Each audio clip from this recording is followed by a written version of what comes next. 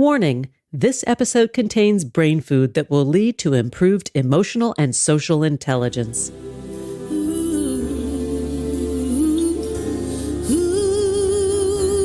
Thanks for tuning in to Harvesting Happiness today for a healthy serving of consciously prepared brain food. This is Lisa Cypers Kamen, your host. For more than 13 years, I've been handcrafting these sound ideas for better well-being. Each week, I love spotlighting diverse thinkers and doers who are contemporary trendsetters and change agents, devoting their lives to creating a better world in which to live. I invite you to listen up and change the way you think about human happiness. Our award-winning content is fresh, optimistic, and purpose-driven media that promotes well-being from the inside out. Alrighty then, let's dive in. This episode offers psychosocial education designed to inspire and motivate our listeners. The information provided does not constitute a therapeutic relationship nor a substitute for professional mental health care. If you are experiencing a mental health crisis, call 911, go to your nearest emergency room, or for listeners in the United States, text 988 for the National Suicide and Crisis Lifeline. This episode explores human sexuality and is intended for mature audiences. Good morning, good afternoon, and good evening, wherever you are. Thanks for joining me on today's show, where you will learn about enhancing happiness. As we talk about the mind-body connection to sexual health and well-being, my guest today is Dr. Greg Lewis, who is an assistant professor at the Department of Intelligent Systems Engineering at Indiana University, as well as an assistant research scientist at the Kinsey Institute. Dr. Greg Lewis's research involves the use of contact sensors to collect physiological signals in the lab and in the field, as well as the development of non-contact sensors to extend his research into real-world environments, such as at home, at the office, or in the classroom. Let's get to it, Greg. I am so excited to talk to you about how we can enhance our happiness through the bedroom activities. Thank you so much for having me here. I'm really pleased to be here with you. I am excited because you've got research that talks about the crossroads of healthy sexual expression and higher rates of well-being. We want to know the data. Well, thanks. Yeah, a lot of my work deals with how we interact as social creatures and just the essential nature of sociality and human biology and how that impacts on our health and our wellness. And that includes sexual health. It also includes mental health. And it even includes other kinds of physical health. So our social lives impact on everything from our digestion to our sleep, to our cardiovascular fitness, and to our sexual well-being. So when we talk about the work you do in intelligent systems engineering and how it relates to the research and what we're talking about today in terms of sexual expression and well-being, talk a little bit about how you do that. Yeah, sure. So the department, Intelligent Systems Engineering, is quite broad in its focus. But what unifies us, I would say, is that we are trying to take a more holistic approach to engineering, really understand not just the one thing that we might manipulate or build, but how it fits into the whole system. So for me, I'm interested in the whole human being and how their health is maintained and how it is impacted by the outside world. And I am, by training, a bioengineer, although I have a background in psychology as well as my bachelor's. And so I'm a sensors and signals person. I try to get as much information out of the body in as reliable a way as I can, in as many environments as I can, so that we can see how things change second by second within a person and how that's affected by, say, who they're with or what they're doing or how they're feeling.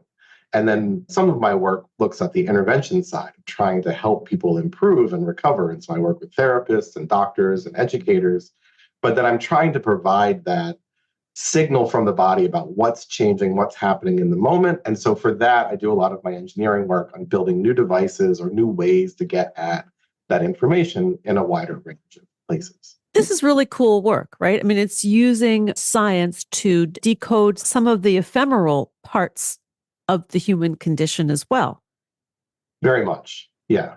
Yeah. I would say that, like I was saying about trying to be holistic, if the question is so narrowly focused, it's probably not me who's the one who's trying to address that. I try to grab at these bigger problems bigger questions like what makes us a better person and how we can support each other. And then I try to provide that objective measurement science data to back up those research questions. So when we talk about a healthy sex life, I don't think there's any one prescription for that, right? Talk a little bit about what you've discovered, because what might be considered healthy or satisfying to one person might be very different to another.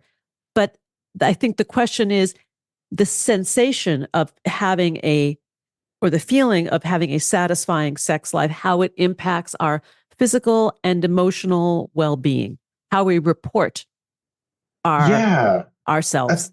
that's a wonderful question. Yeah, and I think very well put, because what is healthy or optimal for one person is not necessarily that for someone else. And so I'm really grounded in this understanding that each of us has our own sense of the environment that we're in. And one of the sort of base things that we're doing at a really low biological level is determining whether that environment is safe. And sex is something that you engage in, ideally, in an environment that is first making you feel safe and therefore comfortable to engage and explore with someone else or other people.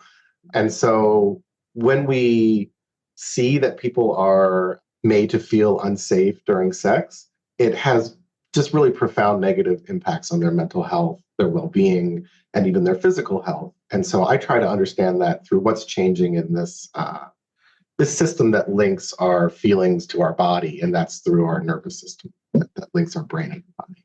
So, what I think I hear you saying is that the sense of psychological safety is at the root of the self-reporting of satisfaction. We're not talking about sexual release, talking about that the sense of emotional and mental satisfaction that comes from sexual expression. Yeah, exactly. How am I going to feel about that encounter tomorrow or a week later? So much of that is about, did I enter into that from a place of safety? And that really opens the door to a wide range of types of sexual activity and enjoyment for different people.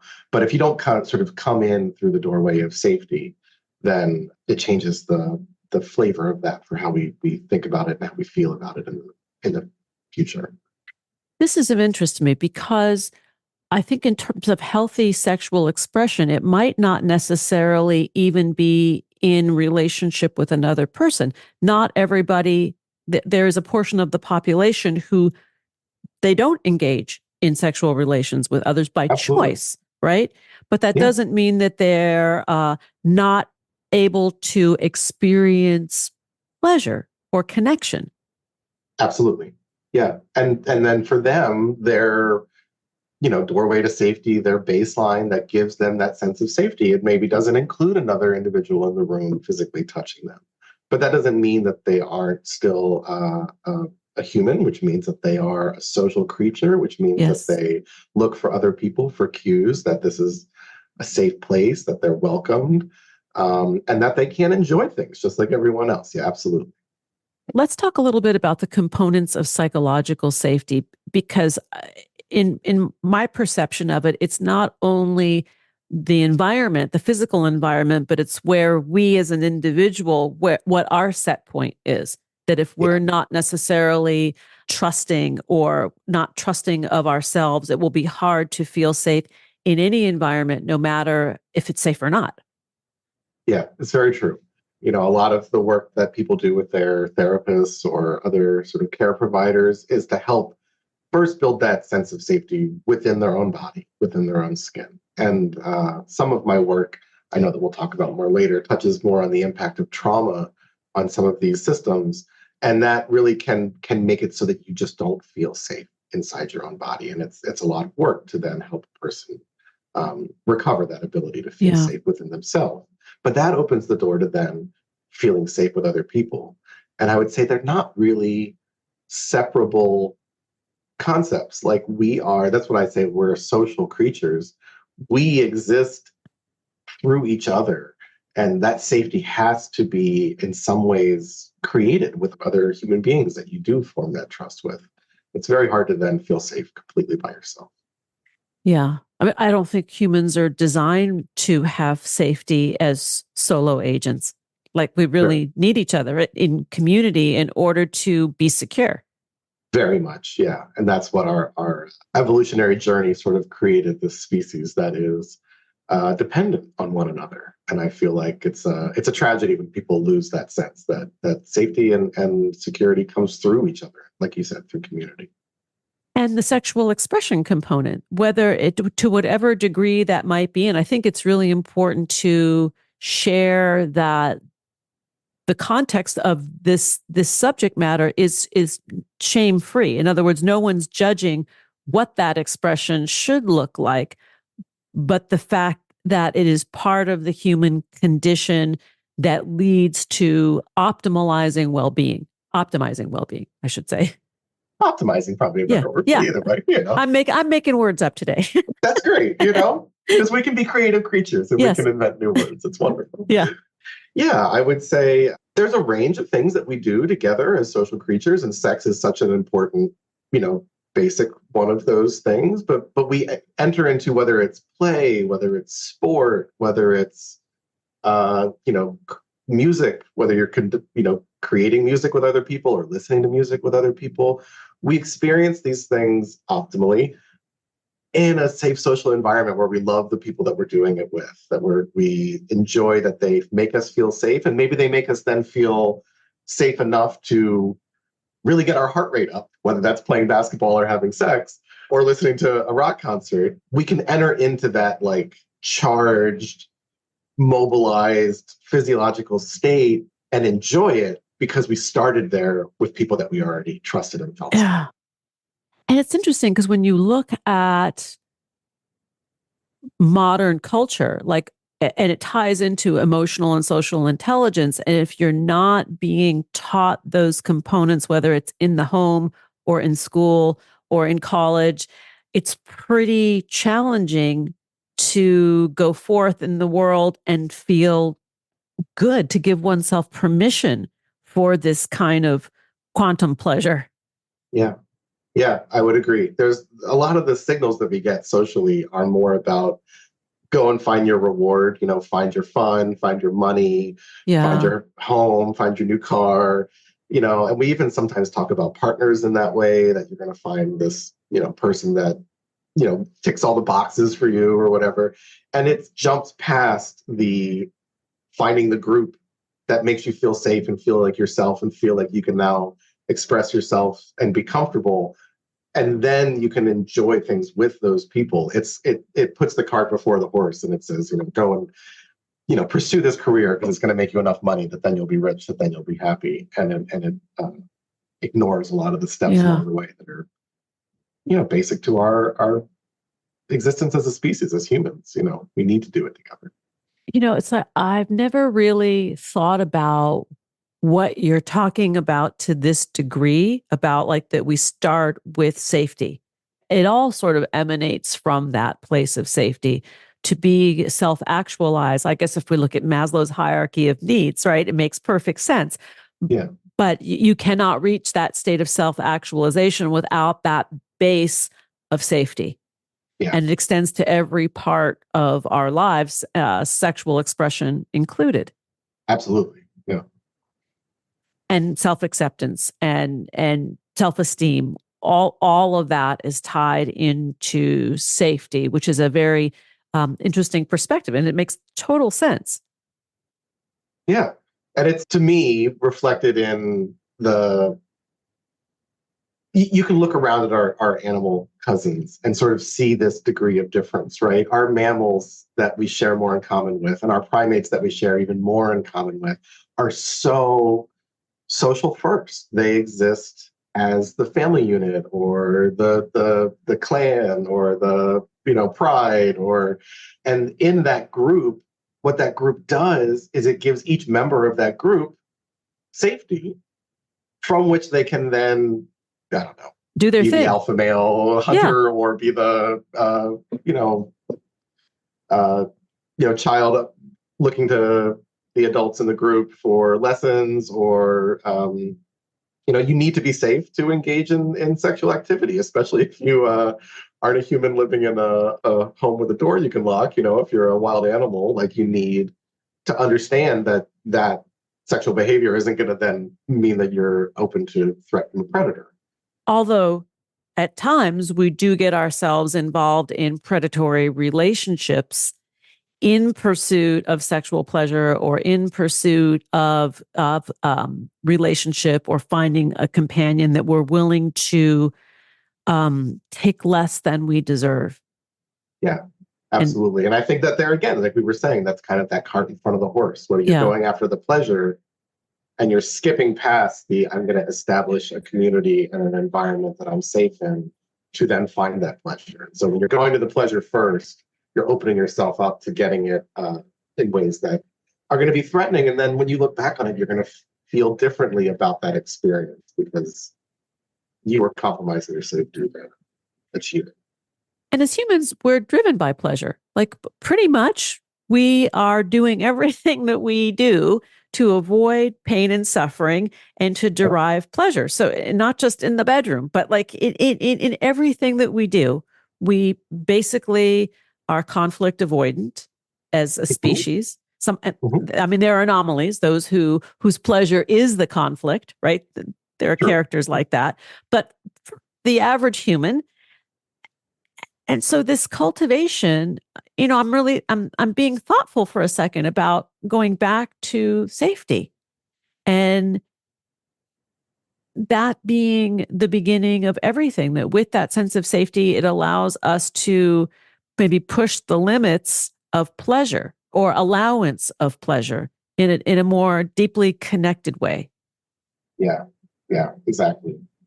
And what I see sort of from a neurobiological standpoint is when you're in that safe environment, it just opens up a whole network of your brain that just is shut off when you are feeling threatened. Like we are still human beings when we're feeling threatened, but we become defensive and reactive, and we lose a lot of that sociality. We become more looking out just for yourself. And then we've sort of shut off, even at the level of like brain activity, access to a lot of these things that really make us more complete and whole people, including like with others and in a sexual relationship or play relationship or anything else. Let's take a break. And when we come back, we are going to continue the conversation with Dr. Greg Lewis. We're talking about enhancing happiness, how healthy sex lives boosts our well-being. To learn more, please head on over to the kinseyinstitute.org. That's kinseyinstitute.org. And you can find Greg and all of his amazing colleagues on X, Facebook, and Instagram at Kinsey Institute. Here comes the pause. We'll be right back. Wait. Before we take that break, let's chat about the importance of passion and pleasure at home, because research has proven that happiness and sex kind of go together.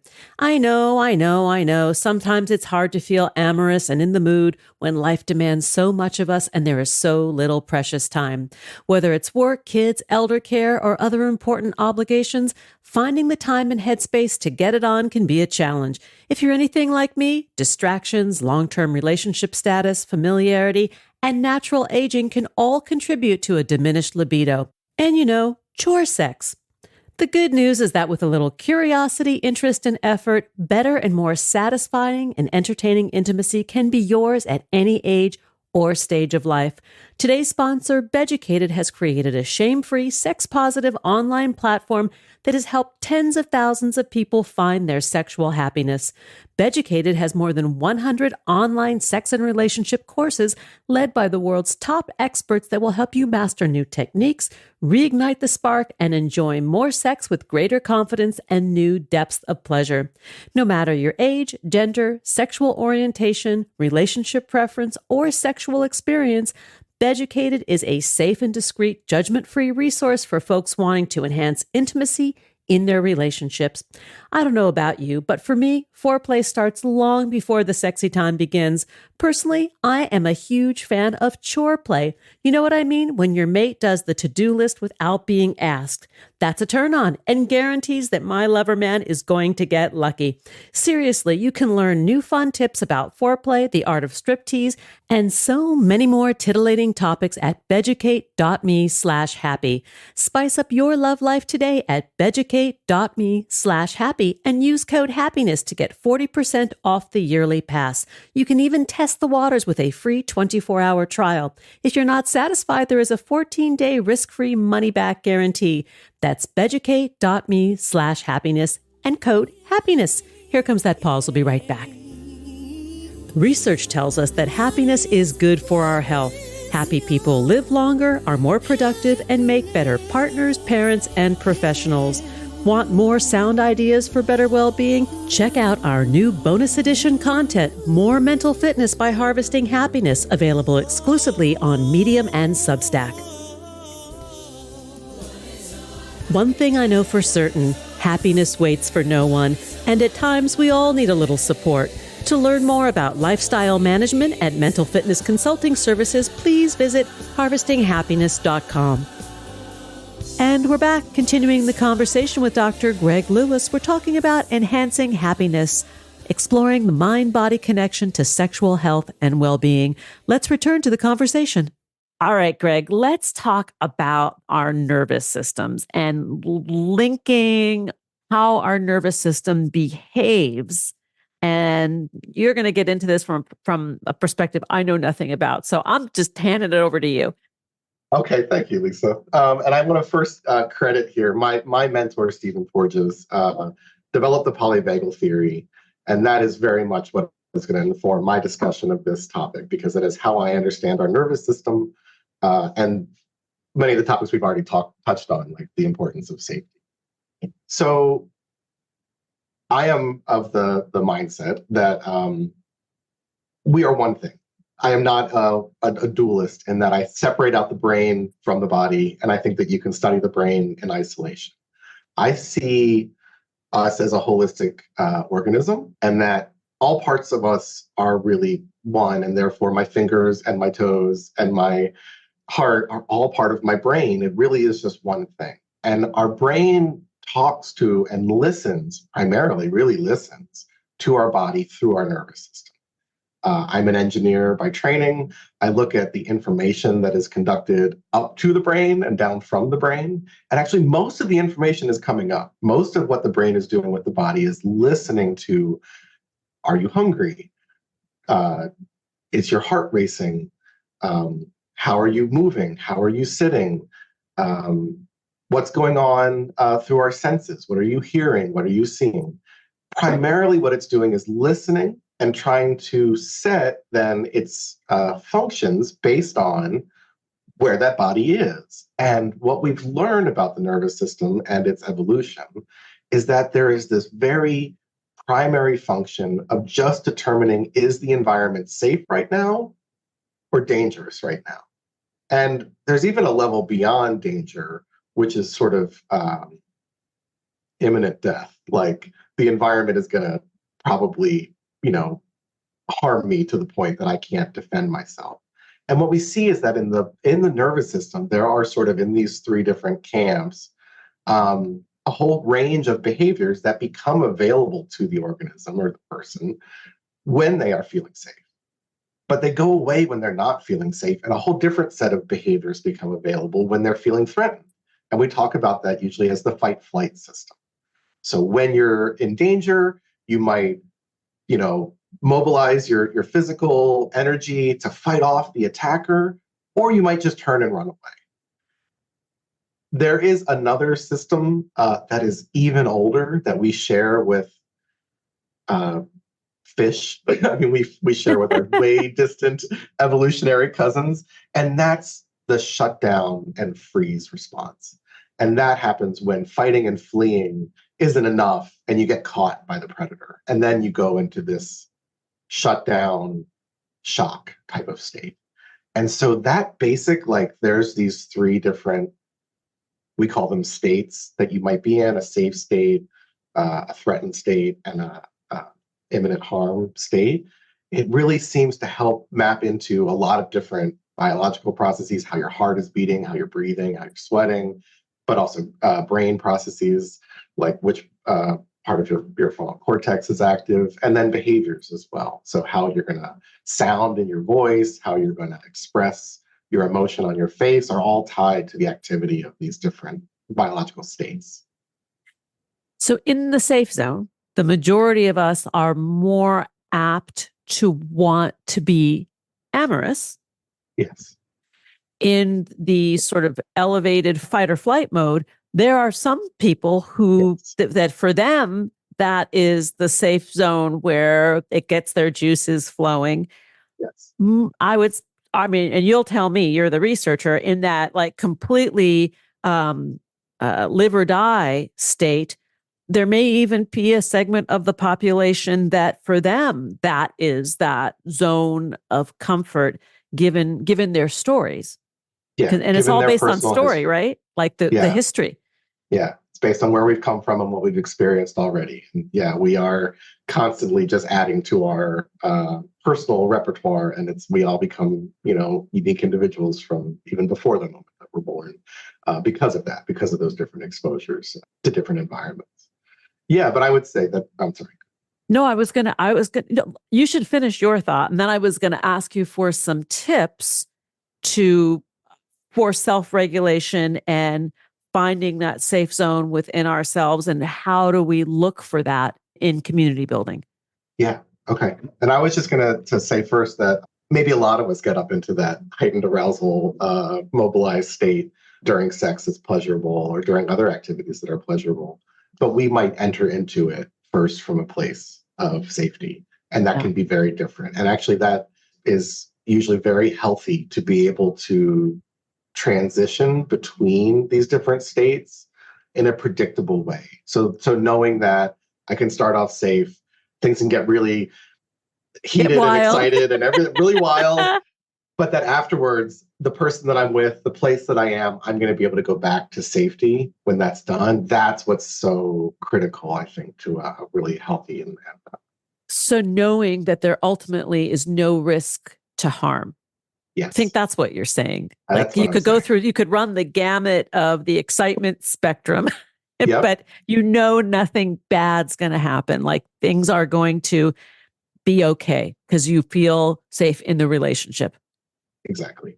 Yeah, And I would think that that is to have the language for that is something that takes practice, right? Because we make our relationships, we feel good with this person or that person, there's a safe zone. And then to get into that state of play, that might take things out of the comfort zone temporarily. Tell us a little bit about what's tied into that, the risk yeah. taking. I guess for both directions, right? For being able to know that you can go into this other state and that you're going to be able to come back. So much of what's in the sort of, I think about the brain is this, Steve talks about it this way too, like an inverted pyramid. There's so much going on at the top up in our cortex. And then a lot of this stuff is happening down at the bottom of the brainstem in this much smaller sort of region of tissue that's monitoring your safety and controlling your heart Yeah. rate and your breathing and your movement and everything else. But so much of what's dedicated up in the top in the cortex is to these systems for social cues of state, not just safety. So we spend a lot of our brain space on faces and recognizing faces and who are the people that I know. And it's one of the first things that infants develop is that ability to recognize their caregivers. And we spend a lot also in understanding, well, if I know Lisa, but how is Lisa feeling right now? Like I can see it on you and I'm constantly monitoring it. If I say something maybe inappropriate or unexpected, I'm going to see in the moment the change in your expression and I'm going to feel that and I'm going to react to that. And so when we're in these intimate spaces, we spend an inordinate amount of time looking at each other and smelling each other and touching each other and understanding how each behavior is being received and then how we are navigating that interpersonal dynamic based on that.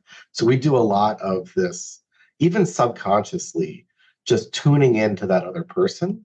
I would say though, for the people who jump into the wild encounter and skip past the safety, they're missing a lot of that resource in their brain because they didn't start there and they're dealing with things in a different way, which is more of sort of in the moment and personal and not social. This is fascinating. Let's talk a little bit about some exercises that we can use or practice that help us prepare to prepare for safety, to prepare for play, to prepare for being sexually vulnerable, with our partners. Yeah. I think one of the things, I mean, we alluded to this a little bit before, that a lot of us, can do this on our own first, or maybe only on our own, right? But knowing yourself and knowing how you feel when you're safe, and also how you can easily manipulate your sense of environment to feel more safe. And the thing that is, I mean, this is not my idea. This is not Steve Porges' idea. This is thousands of years of human history, is we can control how we breathe. Our breath is a portal into this system. When we are feeling safe, our breathing slows, it becomes more deep. We have longer exhalations. This pathway that calms our body, the one that is engaged when we're social, it's active while we breathe out, not while we breathe in terms of the path between the heart and the brain. So when we want to just have more of that sense of safety, we can do something as simple as pausing, taking a few deep breaths, but also, I would say, related to that, feeling how that changes you. You feel it in your skin, you feel it in your muscles, you feel it in the tension on the top of your head. And then you know that when you're out somewhere else and you're feeling the tension in the top of your head and the tingly feeling on your skin, that, oh, it's going this way. I'm feeling unsafe. I'm feeling maybe threatened, maybe aroused, whatever. But you can start to better understand your body and how you communicate with your body. This is really important. I was going to just interject about the importance of this, because there's the word mindfulness is used so often today, and ad nauseum for some people. I mean, I think it's great, and it is a true practice. But this is one of those interventions that is so simple. It's free. It can be done anytime. There's no prerequisite to do it. You can do it anywhere. Yep. And it works. I mean, it does. It de-escalates pretty much any response. Yeah. And it is then, like I was saying, this portal to then you feel how you were on each side of that. And then you start to recognize it more in your other activities when you're not being conscious about your breath. You start to feel like, oh, my body is in this kind of place or that kind of place. And it's telling you about what your brain is determining about the environment, about how safe you are. We're nearly out of time for this episode, and we're doing a bonus episode, so you're going to get more of this goodness. But about how important it is to tune in to ourselves, that all of what we're talking about of sexuality and being horny and expressing ourselves in the bedroom, if we're not right with ourselves, it's pretty hard to feel good in a total holistic way that you're talking about when we started this conversation. Yeah. And that's what I think, that distinction is so critical, right? It's not just about achieving sexual release, right? You can do that in an environment that doesn't make you feel safe. Some people can, at least. Yes. And that can be enjoyable in the moment. But what we see in terms of the long-term trajectory, it's that if you are building these safe and trusting relationships, and then within those exploring these, that seems to help more with that holistic sense of goodness about what you've experienced and how you've been behaving. I want to close this episode with, once again, giving the contact information and where to go for more information, but also say that in our bonus edition, we are going to talk about the interplay between traumatic stress and the disruption in our brain-body systems and how it impacts our sexual health. So that'll be a fantastic conversation. But in the meantime, to learn more about the work of Dr. Greg Lewis and the Kinsey Institute, please go to kinseyinstitute.org on X, Facebook, and Instagram. Please also go to @Kinsey Institute. Dr. Greg Lewis, thank you so much for joining me today. This has been a really interesting conversation and definitely gives a spin to the way we look at our sexuality and how we express it, connected to psychological safety. Thank you so much for having me. Thanks for joining us on Harvesting Happiness today. This is Lisa Cypers Kamen on behalf of my guest, Dr. Greg Lewis, wishing you kind thoughts, kinder words, and the kindest of actions. Until next time, remember, happiness is an inside job. Happiness is your inside job. Please go out and rock your day, and remember to be kind to one another. Want to take a deeper dive into sound ideas for better well-being? Check out our new bonus edition content, More Mental Fitness by Harvesting Happiness, available exclusively on Medium and Substack. Keep harvesting your own happiness anytime, anywhere from the comfort of wherever you are. Subscribe, listen, and share hundreds of downloadable episodes from wherever you get your podcasts. Connect with and follow us on most social media channels. To learn more about lifestyle management and mental fitness consulting services, please visit harvestinghappiness.com. Harvesting Happiness and More Mental Fitness are produced by me, Lisa Cypers Kamen, Andrea Mengele, Robin Boyd, Andrea Daly, and the awesome team at Podfly Productions, including Eric Begay, Kimberly Beck, and Alec Guess, in collaboration with TogiNet Radio, KBUU, RadioMalibu.net, and is available on PRX, the Public Radio Exchange.